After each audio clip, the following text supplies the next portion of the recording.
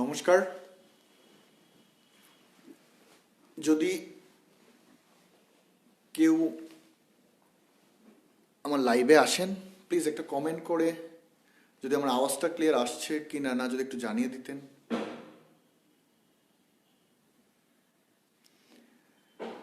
নমস্কার সবাইকে।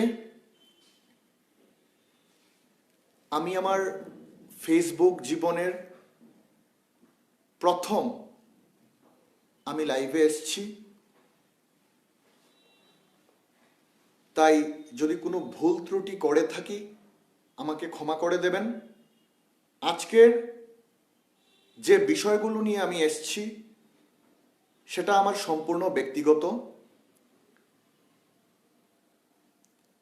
আমি আজকে যে বিষয় নিয়ে লাইভে এসেছি সেটা হলো হঠাৎ নেতা, যিনি বাঙালিদের মাসিয়া বনতে চাইছেন, চন্দন চ্যাটার্জি, যিনি আসামের বাসিন্দা। সেই চন্দন চ্যাটার্জি মহোদয়কে নিয়ে আমি কিছু কথা বলতে আজকে আমার ফেসবুক জীবনের প্রথম লাইভে আসা, এবং আজকে যে বিষয়টা নিয়ে আমি লাইভে আসছি সেটা একটা সেন্সিটিভ ইস্যু। হাই কার্তিক দা, সাউন্ড কি ক্লিয়ার আসছে? অ্যাকচুয়ালি ফেসবুক লাইভে আমি প্রথম এসছি, তাই কথা যদি ক্লিয়ার বোঝা যায়, কার্তিক দা একটু যদি বলে দিতে সাউন্ডটা কি ক্লিয়ার আসছে।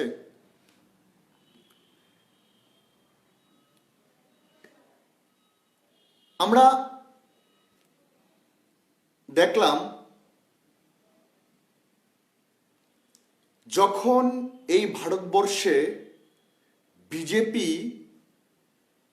সিএবি সিটিজেনশিপ অ্যামেন্ডমেন্ট বিল আনলেন, তারপর এই বিলটা পাশ হওয়ার পর সিএএ সিটিজেনশিপ অ্যামেন্ডমেন্ট অ্যাক্ট হলো, তখন থেকেই সারা ভারতবর্ষে, সারা নর্থ ইস্টে, সারা ত্রিপুরা রাজ্যে আগুন জ্বলেছিল।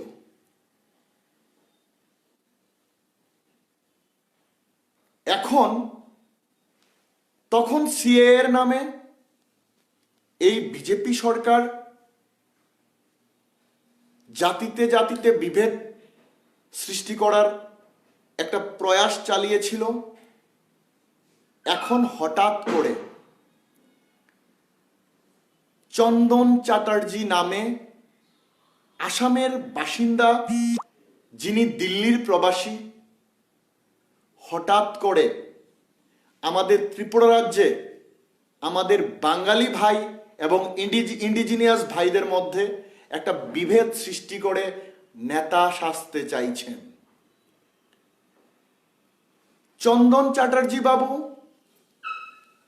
এই ত্রিপুরা রাজ্যে, সুদূর আসাম থেকে এসে এই ত্রিপুরা রাজ্যে আমাদের বাঙালি এবং ইন্ডিজিনিয়াস ভাইদের মধ্যে একটা বিভেদ সৃষ্টি করতে চাইছে। আমি চন্দন চ্যাটার্জি বাবুর উদ্দেশ্যে বলতে চাই, ভারতবর্ষে আমরা অনেক নেতা দেখেছি, কিন্তু নেতাজি ছিলেন মাত্র একজন, যিনি সুভাষচন্দ্র বসু। সুভাষচন্দ্র বসু ছিলেন বাঙালির গর্ব, কিন্তু উনি কখনো বাঙালি জাতির নামে এই ভারতবর্ষে লড়াই করেননি। উনি জাতিতে জাতিতে লড়াই লাগাতে চাননি। উনি এই ভারতবর্ষে সকল জাতির মানুষকে কোনো জাতিতে দেখতেন না। উনি এই ভারতবর্ষে হিন্দু, মুসলমান, খ্রিস্টান, শিখ, ইন্ডিজিনিয়াস, আসামিস সকল অংশের মানুষকে উনি ভারতীয় জাতিতে ভাবতেন। সকল অংশের মানুষকে নিয়ে ওনারা স্বাধীনতা আন্দোলনে নেমেছিলেন, ব্রিটিশকে এই ভারত থেকে ভাগানোর চেষ্টা করেছিলেন। আমাদের বাঙালির গর্ব নেতাজি সুভাষচন্দ্র বসু কিন্তু কখনো বলেননি বাঙালি জাতি মুসলিম জাতি, খ্রিস্টান জাতি, জাতির নামে কখনো লড়াই করেননি। কিন্তু এখন হঠাৎ করে, যাকে আমি বলি হঠাৎ নেতা, বাঙালির মাসিয়া হতে চাইছেন, উনি কাঞ্চনপুরে এসে আমাদের বাঙালি এবং ইন্ডিজিনিয়াস ভাইদের মধ্যে বিবাদ লাগাতে চেষ্টা করছেন, নেতা হতে চাইছেন। আমি চন্দন বাবুর উদ্দেশ্যে বলতে চাই, আপনি বলেছিলেন মহারাজা প্রদ্যুৎ বিক্রম মাণিক্য জাতির মধ্যে, জাতিতে জাতিতে বিভেদ সৃষ্টি করছে। আমি চন্দন বাবুকে বলতে চাই, উনি ক্লিয়ারলি বলেছেন, মহারাজা প্রদ্যুৎ বিক্রম মাণিক্য ক্লিয়ারলি বলেছেন যে এই ত্রিপুরা রাজ্যে ইন্ডিজিনিয়াস পিপলদের শত্রু বাঙালি নয়। এখনো ওনার টাইমলাইনে আছে, বিভিন্ন সোশ্যাল মিডিয়াতে আছে, বিভিন্ন নিউজ চ্যানেলে আছে। উনি ক্লিয়ারলি বলেছেন যে ইন্ডিজিনিয়াস পিপলদের শত্রু বাঙালি নয়। এই সিএএনএ আমাদের বাঙালি, ইন্ডিজিনিয়াস সকল অংশের মানুষ, এই ভারতবাসীকে, এই নর্থ ইস্টবাসীকে যারা ভোগান্তির শিকারে ফেলেছেন, সেটা বাঙালি নয়, সেটা ইন্ডিজিনিয়াস নয়, সেটা বিজেপি। তাই কোনো ইন্ডিজিনিয়াস পিপল যেন কোনো বাঙালির উপর আক্রমণ না করে, সেটা উনি ক্লিয়ার বলে দিয়েছেন। তাই আমি বলতে চাই চন্দন বাবুকে, আমি মহারাজা প্রদ্যুৎ বিক্রম মাণিক্য মহোদয়কে ব্যক্তিগতভাবে প্রশ্ন করেছিলাম, মহারাজা আপনি শুধু উপজাতিদের মহারাজা নন, আপনি ইন্ডিজিনিয়াসের মহারাজা নন, আপনি আমাদের সকল জাতির মহারাজা। আপনার রক্তে সকল অংশের জাতকে নিয়ে লড়াই করেছেন আপনার সেই পূর্বপুরুষরা। এই ত্রিপুরা রাজ্যে বাঙালিদের অনেক সুযোগ সুবিধা দিয়েছিল আপনার পূর্বপুরুষরা। তো আপনি শুধু রিয়াংদের জন্য আপনি লড়াই করেছেন, রিয়াংদের জন্য প্যাকেজ এনে দিয়েছেন কেন্দ্রীয় সরকার থেকে। কিন্তু যারা সেখানে সেই সব রিয়াংদের দ্বারা যেসব বাঙালিরা অত্যাচারিত হয়েছে, যারা সেই সব রিয়াংদের দ্বারা অত্যাচারিত হয়ে যারা ভিটেমাটিহীন যেসব বাঙালিরা আছেন, কিছুদিন আগে যেটা আনন্দবাজারে যে এই সিএ এর নামে যেটা একটা ভয়াবহ পরিস্থিতি তৈরি হয়েছিল আনন্দবাজারে, সেই সব বাঙালিদের দোকান বহু লক্ষ টাকা নষ্ট করেছিল কিছু উগ্র ইন্ডিজিনিয়াস পিপলরা। তাদের জন্য তো আপনি কিছু বলেননি। মহারাজা প্রদ্যুৎ বিক্রম মাণিক্য বলেছেন রাখু দাস, তুমি ভালো করে লক্ষ্য করে দেখো বা খবর নিয়ে দেখো, আমি প্রদ্যুৎ বিক্রম মাণিক্য আমি ঘোষণা দিয়েছি যেসব বাঙালিরা আক্রান্ত হয়েছে এই আনন্দবাজারে, তাদেরকে আমি আর্থিকভাবে সাহায্য করব। আমি ডিএমকে বলেছি আমি 1.5 লক্ষ টাকা করে দেব। উনি বলেছেন, ধন্যবাদ জানাই আমি মহারাজা প্রদ্যুৎ বিক্রম মাণিক্যকে, উনি 1.5 লক্ষ টাকা করে দেওয়ার ঘোষণা করেছেন। আমি কংগ্রেস পার্টির সভাপতি পীযূষকান্তি বিশ্বাস মহোদয়কেও ধন্যবাদ জানাই। উনি ইন্ডিজিনিয়াস পিপলদের জন্য যে একটা রিসেটেলমেন্টের ব্যবস্থা করা হয়েছে, উনি সেটাতে স্বাগতম জানিয়েছেন। কারণ ওনারা এই রিয়াংরা ভারতবাসী, ওনারা বাংলাদেশ থেকে আসেননি, ওনারা পাকিস্তান থেকে আসেননি, ওনারা আমাদের ভারতের নাগরিক।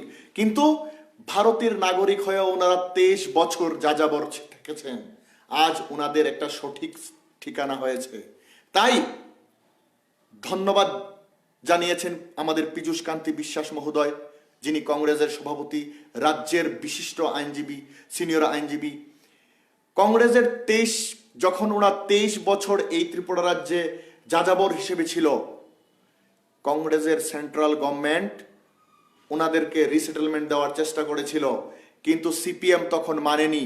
আর সেখানে মিজোরাম থেকে ওনারা এসছে, মিজোরামের মিজো জাতিরাও ওনাদের নিতে অস্বীকার করেছিল, তখন এইভাবেই চলেছিল। যাই হোক, এখন বিজেপি সরকার কংগ্রেসের চাপে এবং মহারাজার চাপে পড়ে ওনারা বলেছেন ওনাদের জন্য 600 কোটি টাকার একটা প্যাকেজ দিয়েছেন।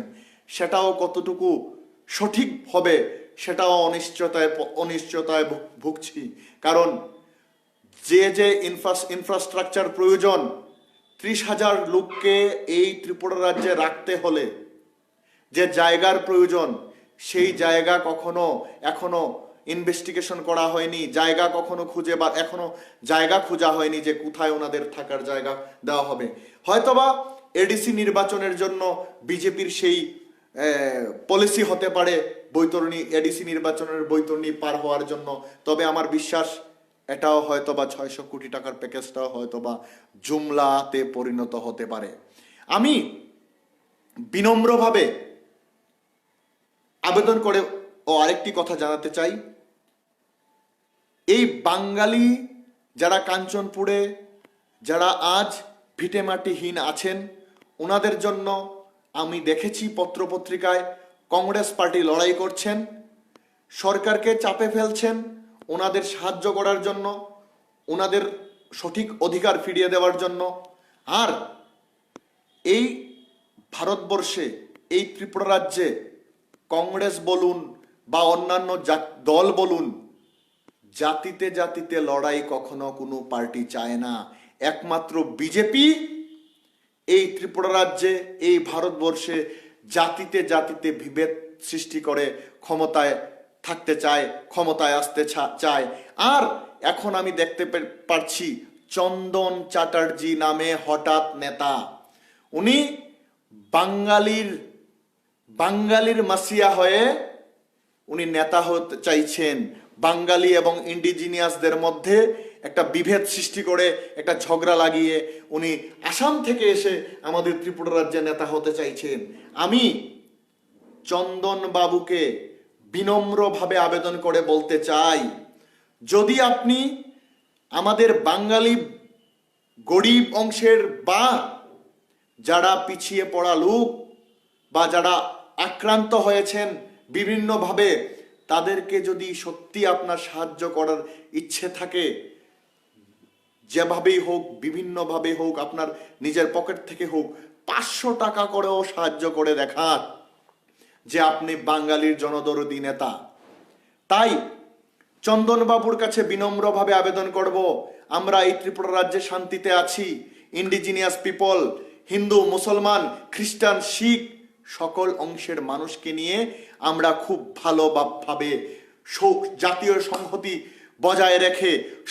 বজায় রেখে আমরা খুব ভালোভাবে দিন কাটাচ্ছি। দয়া করে আপনি আমাদের ইন্ডিজিনিয়াস ভাইদের, মুসলমান ভাইদের, হিন্দু ভাইদের মধ্যে কোনো বিভেদ সৃষ্টি করে দাঙ্গা লাগানোর চেষ্টা করবেন না। আমি একজন ত্রিপুরার নাগরিক হিসাবে আপনাকে বিনম্রভাবে আবেদন করছি, প্লিজ এই ধরনের নিচু মানসিকতার পলিটিক্স বন্ধ করুন। আর সঙ্গে এই ত্রিপুরাবাসীর কাছে বিনম্রভাবে আবেদন করছি, যদি কোনো বাঙালি অথবা ইন্ডিজিনিয়াস অথবা মুসলমান যে কোনো অংশের মানুষ যদি জাতিতে জাতিতে বিভেদ সৃষ্টি করার জন্য কোনো উগ্র বক্তব্য রাখেন, তাদের বিরুদ্ধে রুখে দাঁড়ানোর জন্য, তাদের বিরুদ্ধে আওয়াজ তোলার জন্য বিনম্রভাবে আবেদন করছি। আমরা আমাদের ত্রিপুরা রাজ্যের সকল অংশের জাতির মধ্যে সংহতি রাখার জন্য আমি বিনম্রভাবে, আমার ব্যক্তিগতভাবে সকল অংশের মানুষকে এগিয়ে আসার জন্য বিনম্রভাবে আবেদন করছি। নমস্কার, ধন্যবাদ।